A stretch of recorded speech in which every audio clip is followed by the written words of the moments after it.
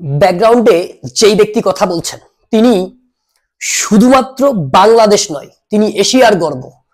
এই ব্যক্তিকে নিয়ে সমস্ত বিশ্বে হইচই চলে, ইউরোপ আমেরিকা এই ব্যক্তিকে সালাম জানায়। অথচ এই বাংলাদেশ, যেই ব্যক্তি প্রথম বাংলাদেশী না শুধু একমাত্র বাংলাদেশী এখন পর্যন্ত যিনি নোবেল পুরস্কার পেয়েছেন বিশ্ব শান্তিতে, তার যে development policy, rural development policy, এই পলিসি অ্যাপ্লাই করে আফ্রিকান অনেক দেশ, ইউরোপের অনেক দেশ আজকে আস্তে আস্তে তাদের ডেভেলপিং এর যে মাত্রা আস্তে আস্তে বৃদ্ধি পাচ্ছে।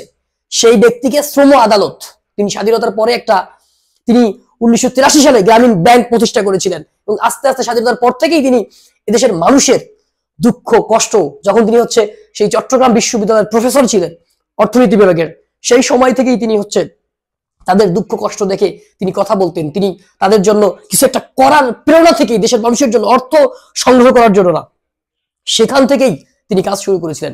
আজকে সেই ব্যক্তিকে, সেই ইউনূস সাহেবকে আজকে 6 মাসের কারাগারে দিয়েছে, 6 মাসের সাজা দিয়েছে বাংলাদেশের একটি আদালত, বাংলাদেশের একটি কোর্ট।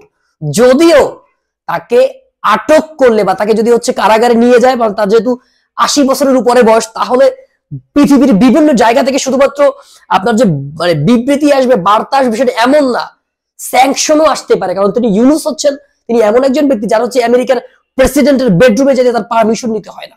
হিলারি ক্লিন্টন যার বন্ধু, বারাক ওবামা যার বন্ধু, সেই ব্যক্তিকে আজকে বাংলাদেশের মানুষ আজকে এমন একজন ব্যক্তিকে নিয়ে কথা বলছি। আমি ভিডিওতে আপনারা দেখেছেন যে এখানে আমি দেখলাম যে তিনি তাদের প্রতিক্রিয়া তিনি জানালেন যে নতুন বছরের সূচনা হয়েছে, নতুন বছরের শুরুর দিকেই তিনি যে অন্যায় করেন না সেই অন্যায়ের শাস্তি পেয়েছে। আমরা তীব্র নিন্দা এবং প্রতিবাদ জানাচ্ছি এবং আমরা চাই ইউনূস সাহেবকে এই যে কারাদণ্ড দিয়েছেন,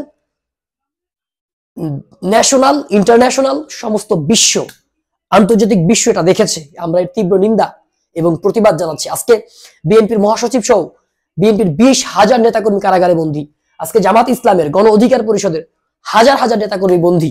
আজকে সেই কাতারে হয়তো আজকে সেই একজন কনভিক্টেড, সেই একজন দোষী হিসেবে আজকে আমাদের সেই কাতারে আজকে দেখেন রাতে কোর্ট বসিয়ে আজকে আপনার বিএনপি নেতাকর্মীদেরকে জামাতের নেতাকর্মীদের সাজা দেওয়া হচ্ছে।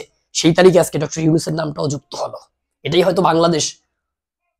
ডক্টর ইউনূস বাংলাদেশের সম্পদ, বিশ্বের সম্পদ, কিন্তু আমরা সেই সম্পদটাকে অসম্মান করলাম।